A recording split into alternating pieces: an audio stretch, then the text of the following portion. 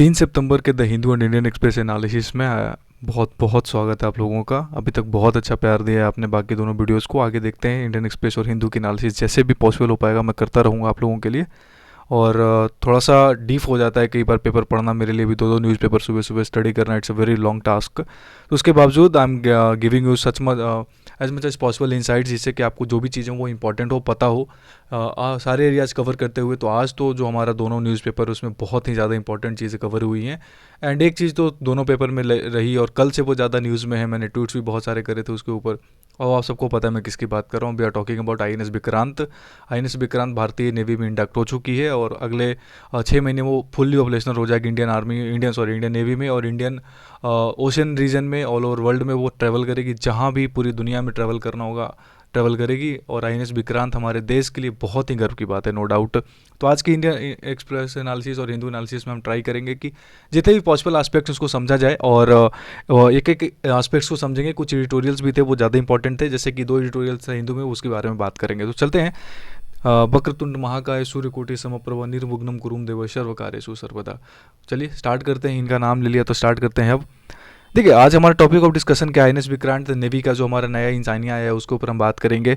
NASA का Artemis 1 mission, it's very important question. I am expecting a question in any of the exam on NASA INS Vikrant. बहुत important question आ सकते हैं। Highly वर्डन जेल्स of India mains का perspective से क्वेश्चन इंपॉर्टेंट है, आपको कंटेंट वगैरह लिखने में काम आएगा। नेताजी की स्टैचू इंडिया गेट पे ओपन होने वाली है, अभी 1-2 दिन में जब ओपन हो जाएगी तो ज़्यादा न्यूज़ में रहेगी जब भी ओपन होगी। सुप्रीम कोर्ट ने डिसमिस कर दिया संस्कृत को नेशनल लैंग्वेज बनाने का, कि ये भी एक अच्छा सा पॉइंट है, आप कहीं भी पुट कर सकते हो। BSF की नई ड्रोन टेक्नोलॉजी आई, उसके बारे में बात करेंगे। एक क्वेश्चन नंबर जो पॉइंट 7 हम जिसको डिस्कस करने वाले हैं कि स्पेशल मैटरनिटी लीव दी जाएगी जो सेंट्रल गवर्नमेंट की वीमेन एम्प्लॉई हैं उनको, वो बहुत इंपॉर्टेंट चीज़, हम इसके बारे में बात करेंगे किस केस में दिया जाएगा और क्या ज़रूरत है इसके बारे में एक बार बात करेंगे। 8वां देखेंगे पैडी कल्टिवेशन, जो है हमारे देश में जो पैडी कल्टिवेशन है ना, जो बाद में चावल बनती है, उसका जो कल्टिवेशन उसमें डीप देखी जा रही है, कहीं ना कहीं कमी हो रही है।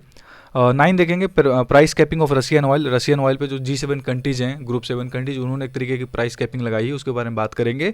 और 2 इंपॉर्टेंट जो हमारे एडिटोरियल्स हैं, 50 साल हो गए NPT के, एक्चुअली 52 साल हो गए वैसे तो देखा जाए तो, पर 50वीं साल हम 50 साल तक ही चलने वाली थी, लेकिन 50 ईयर्स जो हम उसके बारे में बात ज़्यादा करेंगे। और साइबर सिक्योरिटी के ऊपर एक जो IPS ऑफिसर RK बीज, उनका बहुत ही अच्छा आर्टिकल, उसके बारे में बात करेंगे। तो चलिए स्टार्ट करते हैं। नो डाउट आज का हमारा पहला टॉपिक तो ऑब्वियसली INS विक्रांत, सुंदर सी हमारी जहाज, मतलब एक ऐसा चीज़ जिसके बारे में प्राउड होता है हमें याद करके कि कहाँ से हम निकले थे, कहाँ हम पहुँचे आज। आज़ादी के 75 साल बाद हमारे देश ने खुद अपने हाथों से, अपने इंडियन कंपनीज़ ने भारत में ही INS विक्रांत एक एयरक्राफ्ट कैरियर बनाया। INS विक्रमादित्य हमारे पास एकमात्र था, और इसके पहले मैंने कल के वीडियोस में भी इसके बारे में डीप बात कर रखा है। 43,000 टन की डिस्प्लेसमेंट वेट है इसकी। अभी जो हम INS विशाल बनाने वाले हैं वो 65,000 डिस्प्लेसमेंट वेट होगी। तीसरा जो एयरक्राफ्ट कैरियर भारत में आने वाला है, टाइम लगेगा, कई साल लग जाएंगे, पर हाँ हम जल्दी से बनाएंगे उसको। पर हम बिल्कुल बनाने के पीछे लगे हुए, उसको बिलियंस ऑफ डॉलर्स खर्च होंगे, रुपीज़ भी खर्च होंगे कुछ काफ़ी सारे हमारे, पर डेफिनेटली हम बनाएंगे। ये 20,000 करोड़ लगी थी टोटल बनाने में, इससे ज़्यादा लगेगा मुझे पता है, पर हम बना लेंगे ज़रूर।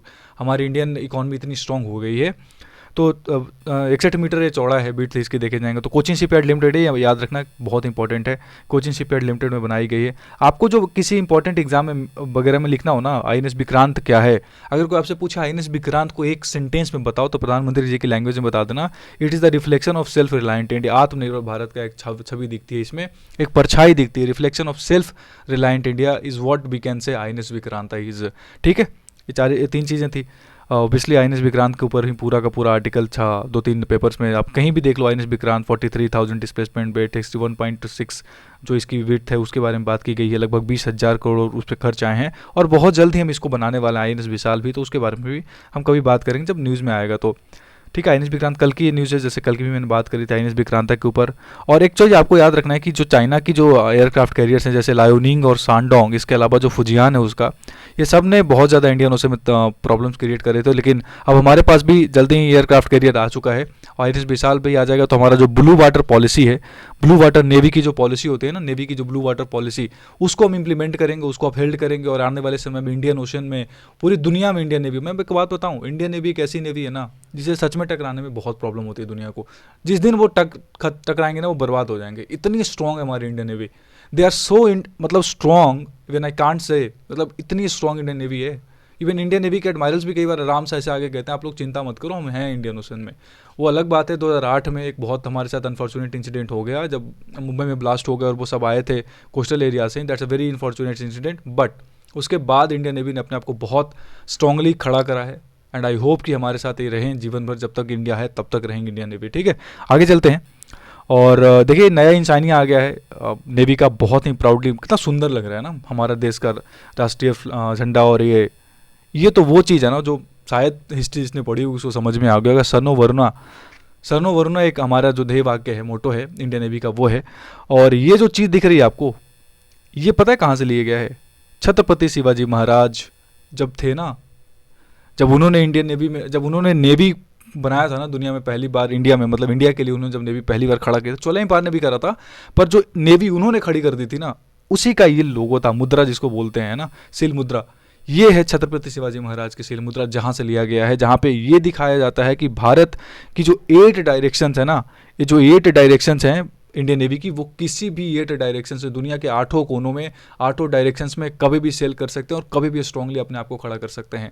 छत्रपति शिवाजी महाराज की इंपॉर्टेंस अगर आप जानना चाहोगे ना, तो ऐसे सोचना कि पुर्तगीज़ वगैरह जो थे ना, वो भी मतलब टकराने से डरते थे कई बार। मुगल एम्पायर की ना मतलब सच में मतलब नींवें हिला के रख दी थी छत्रपति शिवाजी महाराज ने। इतना स्ट्रॉन्ग आर्मी, इतनी स्ट्रॉन्ग नेवी बनाई थी ना उन्होंने कि मतलब उस ज़माने में 1600 सेंचुरी 17th सेंचुरी में उन्होंने जब इतनी स्ट्रॉन्ग नेवी बनाई थी ना, अच्छे अच्छे विदेशी ताकतों को भी प्रॉब्लम हुआ था। पर हाँ, उनके डेथ के बाद पूरी मराठा एम्पायर कहीं ना कहीं बिखर गई, किसी ने नेवी पे इतना ज़्यादा फोकस करा नहीं, जो कि करना चाहिए था। अदरवाइज हम आज गुलाम कभी होते ही नहीं। मराठा एम्पायर अकेले ही उनको ब्रिटिशर्स और वगैरह को उधर प्रॉब्लम्स दे दिए होते काफ़ी सारे। इन्होंने एक और सबसे बड़ी प्रॉब्लम क्या है कि ये जो छत्रपति शिवाजी महाराज थे ना, इन्होंने एक ऐसे नेवी फ्लीट बनाई थी जिसमें अटैक करने की कैपेसिटी बहुत ज़्यादा थी। चोला एम्पायर के पास इतनी अटैकिंग कैपेसिटी नहीं थी, पर हाँ छत्रपति शिवाजी महाराज की जो बनाई गई थी मराठा एम्पायर की जो फ्लीट थी ना, उसमें बहुत ही ज़्यादा अटैकिंग कैपेसिटी, उसने बहुत अटैक भी करा था अरेबियन सी में। उस टाइम पे बहुत ही ज़्यादा लीथल इनका वो अटैक हुआ करता था। तो इस वजह से उनका इंपॉर्टेंस, आज भी इनको फादर ऑफ इंडियन नेवी कहा जाता है।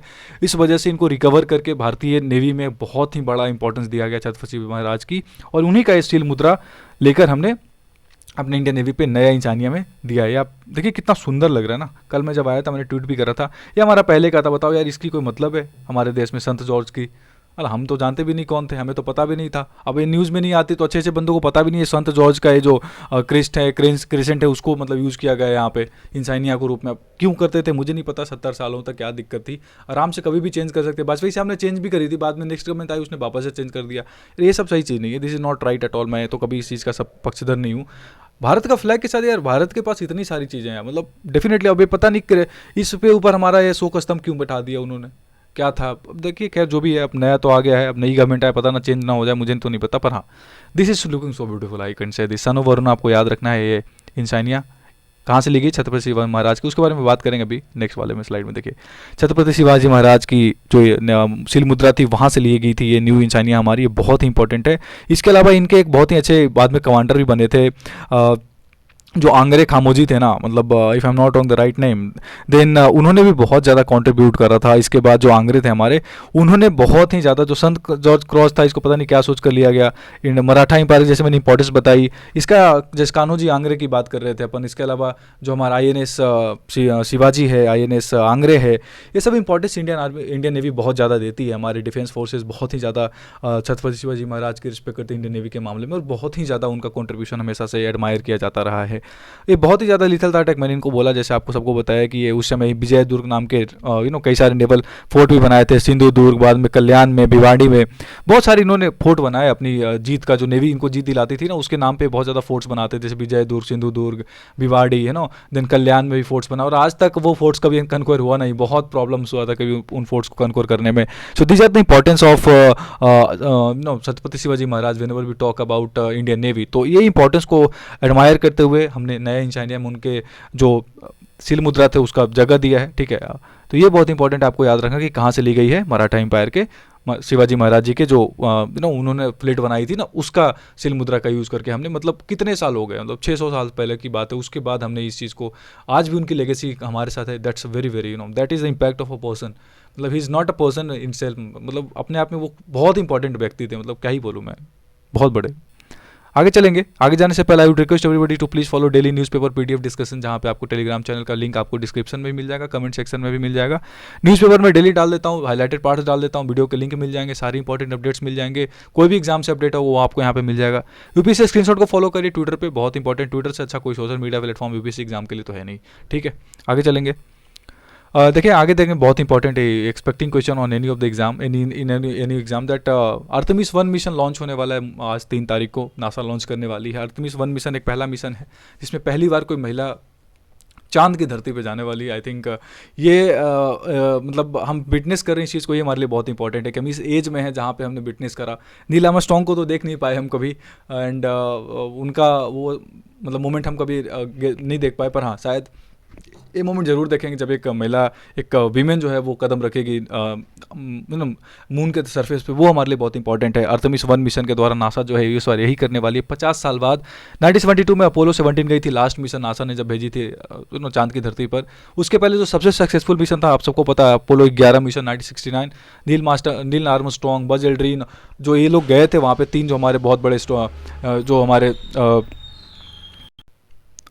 जिन्होंने कदम रखा था वहाँ पे, माइकल कॉलिंस भी थे साथ में। तो ये उसके बाद नासा ने वापस से स्टार्ट करा है, वापस से जो चेंजेज हुए हैं सरफेस में उसको स्टडी करने के पर्सपेक्टिव से आर्टेमिस 1 मिशन लॉन्च किया गया है।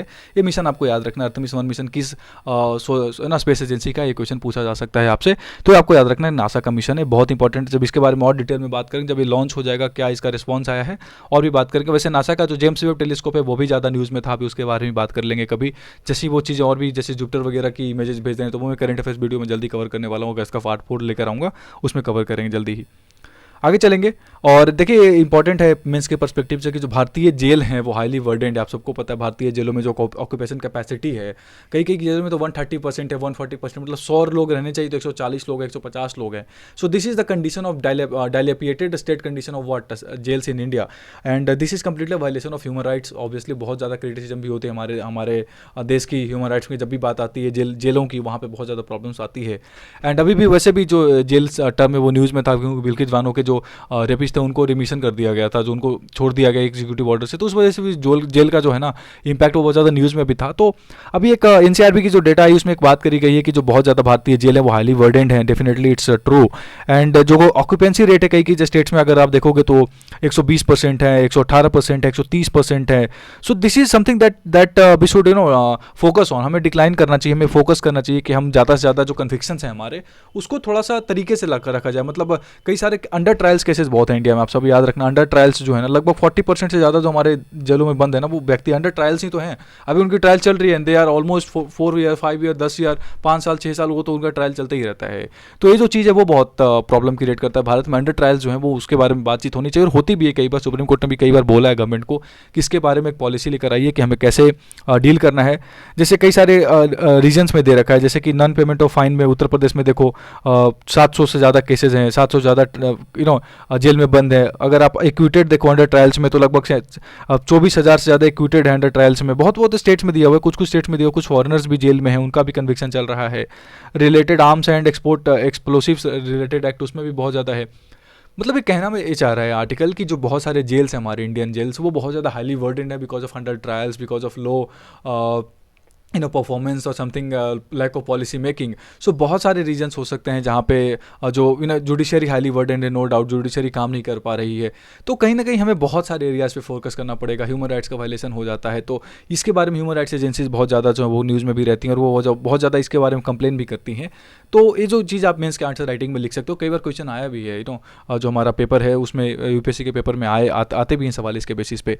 ठीक है, एक छोटा सा ध्यान में रख लीजिएगा, इसके बारे में हम बात करेंगे जब 8 सितंबर को डील करेंगे 9 सितंबर वाले करंट अफेयर से डिस्कशन में, तभी हम बात करेंगे। और जो हिंदू एनालिसिस आएगी उसमें कि जो नेताजी की है सुभाष चंद्र बोस की जो स्टैचू है वो इंडिया गेट पे ओपन होने वाली, बहुत जल्दी इनॉग्रेशन होने वाली है, जो हमारा सेंट्रल विस्टा प्रोजेक्ट है उसका ही एक पार्ट है। ठीक है, इसके बारे में बात करेंगे जब ओपन हो जाएगी। अभी हाल ही में अशोक स्तंभ नई हमने बनाई पार्लियामेंट के ऊपर, उसके बारे में बहुत ज़्यादा बातचीत भी हुई थी, बहुत ज़्यादा कंट्रोवर्सी भी हुई थी। अब नया एक बनने वाला है जो स्टैचू वो क्रिएट होने वाली है, वो जो किन की, सुभाष चंद्र बोस की, उसके बारे में भी हम बात करेंगे। देखिए ये बहुत अच्छा इंपॉर्टेंट था, ये आपके बारे में आपको पता होना चाहिए और आप कहीं भी यूज़ कर सकते हो कि सुप्रीम कोर्ट ने कल ही डिसमिस कर दिया ऑल टुगेदर एक पिटीशन को, जिसमें बोला गया था कि जो संस्कृत लैंग्वेज है उसको भारत का जो नेशनल लैंग्वेज है उसको डिक्लेयर किया जाए। देखिए अभी ये सुप्रीम कोर्ट ने बोला सिंपली कि जो आप लेकर आए हो फर्जीवाड़ा है, आप मेरे सामने अपना बस अपना नाम कमाना चाहते हो इसलिए ऐसा लेकर आए हो बिल के, देखो हम बहुत बड़े संस्कृत के उद्धार हैं, ऐसा कुछ है नहीं।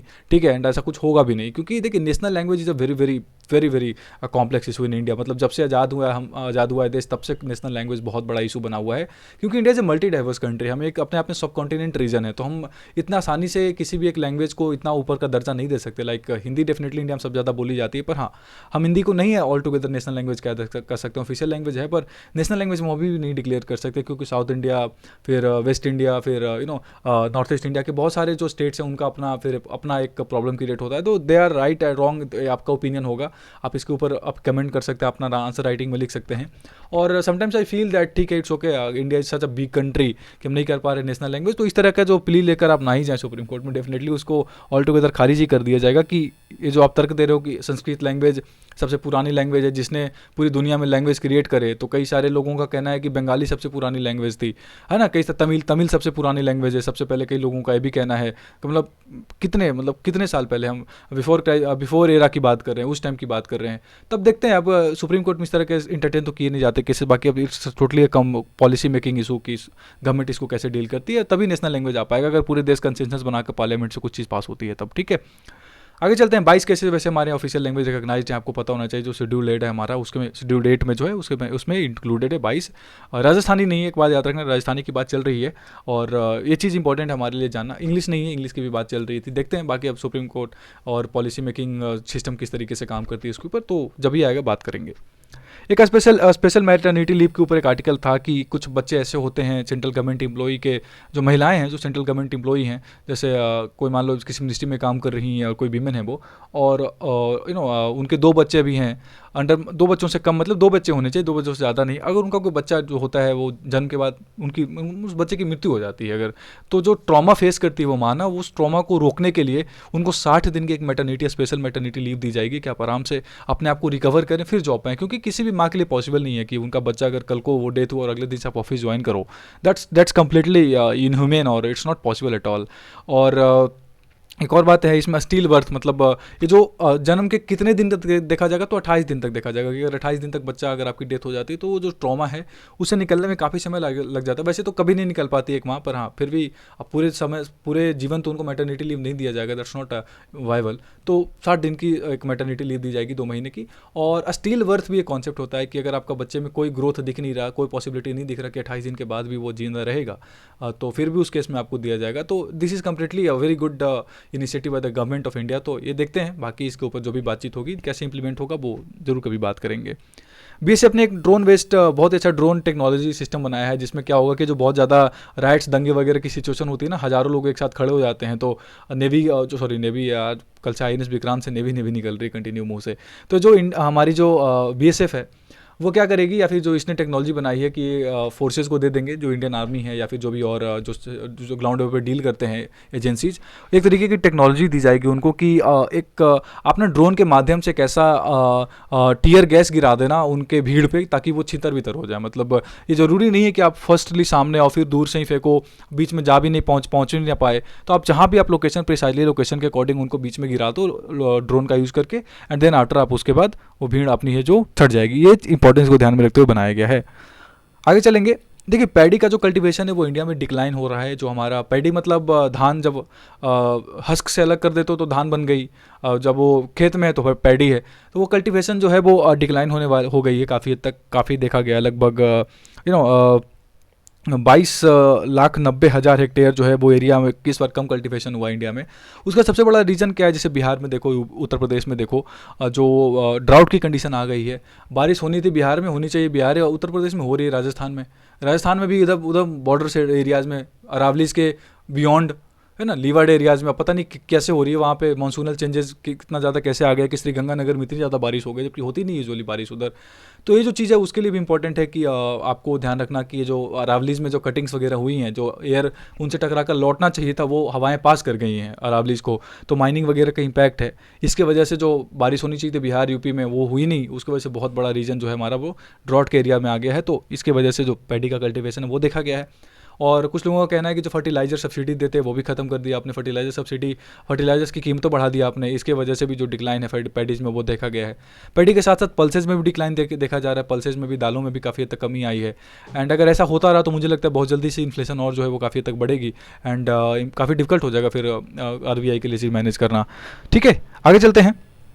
देखिए G7 कंट्रीज अग्री हो गई हैं कि हम जल्दी से जो रशियन ऑयल है उसके ऊपर एक तरीके की कैपिंग लगाएंगे, क्योंकि रशिया जो है वो फंडिंग गेट कर रहा है, फंडिंग की वजह से वो जो बेसिकली वो जो है ना वो कहीं ना कहीं यूक्रेन पे बहुत ज़्यादा अटैक कर रहा है। तो इसे ध्यान में रखते हुए जो G7 कंट्री जिसमें Canada, Italy, Germany, Japan, USA, Canada, ये सब जो देश हैं हमारे, जो टॉप 7 इकॉनमीज हैं, यूनाइटेड किंगडम, ये सब मिलके रशिया के ऊपर एक तरीके का क्या लगा रहे हैं, कैपिंग लगा रहे हैं। कैपिंग इन द सेंस मतलब कि आपको जो बेसिकली उनका जो ऑयल खरीदते हैं उसका रेट कितना कम रखना चाहिए, क्या करना चाहिए, जिससे कि जो रशिया को इकोनॉमिकली सपोर्ट मिल रहा है वो ना मिले। मतलब बेसिकली G7 कंट्रीज का फोकस यही है कि G7 कंट्रीज चाह रही हैं कि रशिया को जो फोकस जो मिल रहा है पैसा वो ना मिले। तो इस वजह से जो प्राइस कैपिंग है उसके बारे में बात करके अब देखते हैं ये कितना इंप्लीमेंट होता है, कैसे दुनिया इसके ऊपर रिएक्ट करती है, इंडिया, चाइना, जो भी होगा। चाइना तो खैर एकदम से इग्नोर करेगी, इंडिया ने वैसे भी परचेज कर लिया है ऑयल काफ़ी हद तक रशिया से लो कीमतों पर। अगर और लो करेंगे तो मार्केट में क्या इसका फ्लक्चुएशन आएगा, इन्फ्लेशन पे क्या आएगा, वो हम बाद में बात करेंगे जब भी इसके ऊपर कोई आर्टिकल आएगी। ठीक है, देखिए एक दो हम एडिटोरियल्स पे बात कर लेते हैं। इन शॉर्ट में आपको बता देता हूँ, कुछ है इसमें बहुत ज़्यादा ऐसा था नहीं।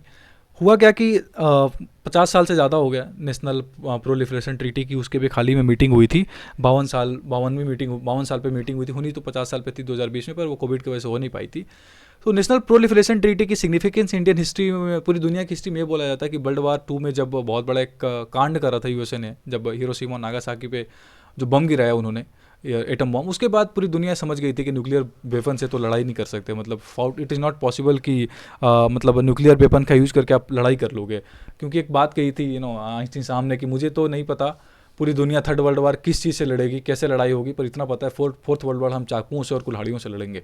समझ रहे हो कितनी सरकाज़म में कितनी बड़ी बात बोल गए थे वो चीज़ है। तो नेशनल प्रोलिफरेशन ट्रीटी जिसे आज तक इंडिया ने कभी साइन नहीं करा है, इसका सबसे बड़ा कारण यही था कि 1960s में जब बात हो रही थी इसके ऊपर कि ये जो P5 कंट्रीज़ हैं, जो परमानेंट रिप्रेजेंटेटिव्स हैं यूनाइटेड नेशन सिक्योरिटी काउंसिल में, जैसे कि फ्रांस है, यूनाइटेड किंगडम है, रशिया है, जब चाइना है और USA है, इनके पास इन्होंने न्यूक्लियर बॉम्ब्स अपने कर लिए थे, टेस्ट कर लिए थे। तो इनके बाद इन्होंने बोला NPT में कि कोई और दुनिया का कोई और देश टेस्ट नहीं करेगा। मतलब आप हो कौन, सबसे पहले आप हो कौन कहने वाले? मेरा तो यही मानना होता है, इंडिया ने ही बोलकर कभी आज तक साइन नहीं करा।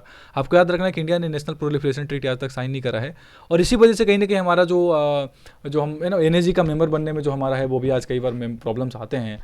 तो एक भी चाइना बहुत बार ब्लॉक कर देती कि आप NPT को साइन करो, NPT के साइन करो पहले। तो भारत ने कभी साइन करा नहीं कि ये जो NPT है वो फोकस करती, भले ही कि न्यूक्लियर वेपन्स का ज़्यादा से ज़्यादा उसका जो है ना प्रचार प्रसार ना हो, उसका मतलब एक्सटेंड ना करे, उसका पार्ट्स को ज़्यादा देशों तक ना पहुँचे। इसके अलावा जो एक और बात है कि टेक्नोलॉजी का हम डिस्ट्रीब्यूशन नहीं करेंगे, पर हाँ बर्डन शेयरिंग जरूर करेंगे, मतलब जो बेनिफिट शेयरिंग है वो जरूर करेंगे। एंड साइंस एंड टेक्नोलॉजी का जो भी पीसफुल एप्लीकेशन उसके लिए शेयरिंग जरूर करेंगे। और जो न्यूक्लियर आर्सेनल से वो आप नहीं बढ़ाओगे अपने, ये भी एक बहुत इंपॉर्टेंट चीज़ थी। पर आज भी कई साल हो गए, पर न्यूक्लियर, मुझे तो नहीं लगता न्यूक्लियर वेपन्स बनाने में कहीं कोई देश पीछे है। कई लोगों ने तो न जाने मतलब हाइपरसोनिक, सुपरसोनिक से भी ऊपर किस स्पीड के न्यूक्लियर बम क्या बना रखा होगा किसी को कुछ पता नहीं है। पर हाँ उसके बाद इजराइल, इंडिया, पाकिस्तान और नॉर्थ कोरिया ने ज़रूर टेस्ट करे। NPT के बाद में आने के बाद ये चारों देशों ने आज तक NPT कभी साइन करा नहीं, और CTBT ने भी भारत ने साइन नहीं करा। जो हमारी कॉम्प्रिहेंसिव, जो हमारी जो पार्शियल टेस्ट बैन ट्रीटी है उसको भी हमने आज तक साइन नहीं करा, उसका भी सेम कारण है। तो कहीं ना कहीं ओवरऑल जो भारत की जो पॉलिसीज़ रही हैं NPT को लेकर, नेशनल प्रोलिफरेशन ट्रीटी और न्यूक्लियर पॉलिसीज़ को लेकर, वो बहुत ज़्यादा पाकिस्तान और चाइना की वजह से रही हैं। क्योंकि जो दो देश हैं हमारे नेवर में ना, ये कभी भी भारत को ना मतलब वो चाहते हैं, तो उस ताव में रहते हैं, चक्कर में रहते हैं कि कभी भारत को इम्पैक्ट दे दिया जाए, पर उन्हें पता है नहीं कि हमारे पास न्यूक्लियर बम है। अब इसमें भी एक क्वेश्चन इन्होंने उठाया इस आर्टिकल में कि एक होता है अनरीजनेबल थ्रेट, एक होता है रीजनेबल थ्रेट। अब मुझे नहीं पता ये क्या बोलना चाह रहे थे भाई, कौन सा थ्रेट रीजनेबल होगा। जैसे इमरान खान दिया करते थे जब भी स्केयर मैसेज होते थे किस तरीके का भारत पाकिस्तान में, तो बॉर्डर पे तो कहते थे हमारे पास एटम बम है, आप लगा दोगे क्या? मतलब वो कैसे कहते थे जैसे कल को एटम बम मार देंगे भारत पे। तो अटल बिहारी वाजपेयी की एक शॉर्ट्स देख रहा था मैं, मुझे याद है उनकी एक लाइन की, एक स्टेटमेंट उन्होंने कहा था कि मुझे तो ये नहीं पता कि क्या होगा, कितना एटम बम गिराओगे आप इंडिया के ऊपर, और भारत का अगर एक पोर्शन, ठीक है मैं अब त्याग देने के लिए तैयार हूँ कि हमारा भारत का एक पोर्शन जो है वो आपके एटम बम से बर्बाद हो जाएगा, हम उसके लिए रेडी हैं, पर मैं आपको गारंटी देता हूँ पाकिस्तान कल का सूरज नहीं देख पाएगा।